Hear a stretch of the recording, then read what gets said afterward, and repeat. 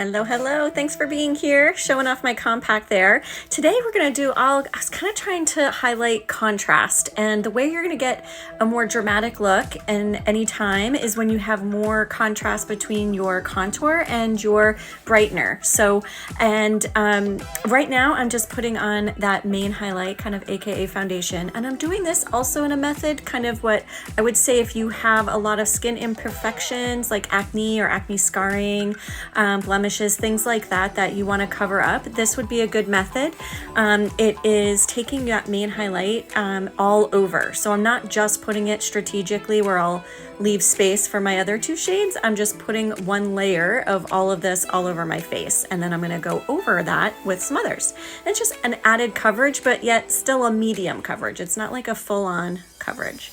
Here, I just kind of wanted to show the different tones in the contour. And I went with a darker contour today because I'm trying to show, again, a more dramatic, more contrast in the look. So I went with a little darker and a little brighter in my brightener shade.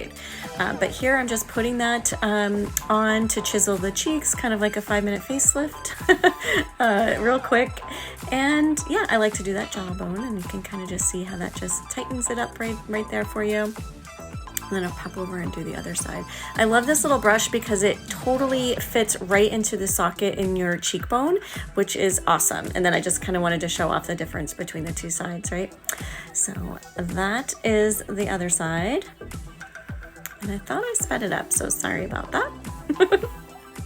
We'll just watch this together. Yes. And there it is, contouring. Up by the temples of the face, if you have a larger forehead, just use more of the contour on your temple area. If you have a smaller forehead, then just use a little bit less. You can play with that. So here I'm gonna contour the nose, which is totally extra, but we totally went in for it.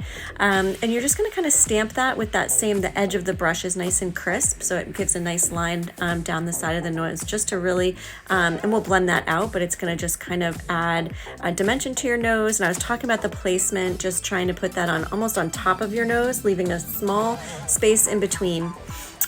So yeah, those were the differences. And then I'm talking about the differences in the brightener shade. And I went with an extra bright color for that contrast that we're doing today. So here I just kind of put that down on the center of my nose. That's why I was trying to create those, the sides, adding a little shadow to kind of give that a nice skinny highlight. Using a dry perfector sponge. This works so good if you have mature eyes. You want to limit the amount of, yes, sorry about that. So if you have much more mature under eyes, this is a good method for you. Using a dry perfector sponge works so good. And it kind of helps you from picking up too much, though I totally grabbed too much. Just so you know, because I'm like, oh yeah, we're gonna I think everything that I grabbed could do like my whole face, but I really just kind of was like taking some off. And again, I like to use my brightener as a primer for my eyelids too, so I just kind of used what was left there right on top. But I like to focus that on almost like the sides of the nose, and then just right underneath the eyes to brighten that. And then I'm gonna go in with the original brush that I was using originally, and just kind of soften the edges so that you don't have those lines around anything. And we're still gonna, the contour is there. We're gonna blend that a little bit when we do some bronzer in a minute or two. But again, so the contrast is what's gonna give you that more dramatic look. Popping in, speaking of bronzer, here we are. I'm using a lighter bronzer. I'm using Tan Lines today, which is, it is a little lighter. Great for if you have on the lighter end of coloring. That works really good. I still love Bella. She's still my favorite, but this is a nice one to play with too. So pops that on. And I think next I want to say, so that's that bronzer is the top one. And I'm just kind of pointing out the difference between the contour, because the bronzer is what warms things up. Going to do brows now, and I have a cream eyeshadow that I like to use for that.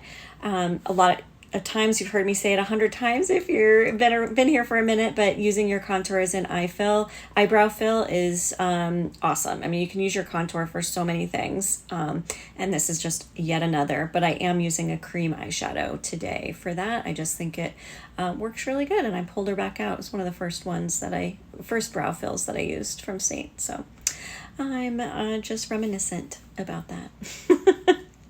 So next here, I went ahead and I'm going to line my lips just with a light liner to add some dimension, kind of contour similar to my face. But really, I wanted just a pale lip because I wanted that drama in the contrast on my face. So I didn't do anything heavy, just did a neutral pinky nude lip here.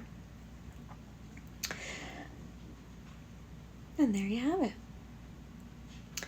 Next up, we are going to just kind of get those eyes, make sure there's no creasing before we pop in with our, we're going to use vanilla setting powder here first to just kind of get the eye ready to receive our shadow. It's just going to help it last long and get good color payout as well. And keep it from creasing because we've just now set the cream that was there, if that makes sense. And the first shade, I think I'm using Bubba, I want to say. Actually, no, Valencia. I went in with Valencia as my transition shade to keep things really light. That one right there. And then I use the Vanilla Dust first. Then I'm going to go Valencia. And then I'm going to go in with Bubba right there. Just a 2-shader. I'd sped this up a little bit, just doing the crease there with the lighter shade as a transition shade, always taking what's left down the bottom lash line, and then I'm depositing the Bubba, which is just a little bit of a deeper shade on the outside corner, and then bringing that in closer to like the crease, just to kind of blend those two together. And I think I wanted to maybe put some blush on. Yeah. Like, how about that? Just add one little bit of color, kind of blend that contour one more time and have everything kind of seamless. Having some fun. Always. Awesome. So I think that was it. I was kind of assessing what else I needed. Oh, can't leave without mascara. So putting some of that on real fast. And that is going to complete the look, but I wanted to highlight again the contrast on the colors. So hopefully you gathered that later.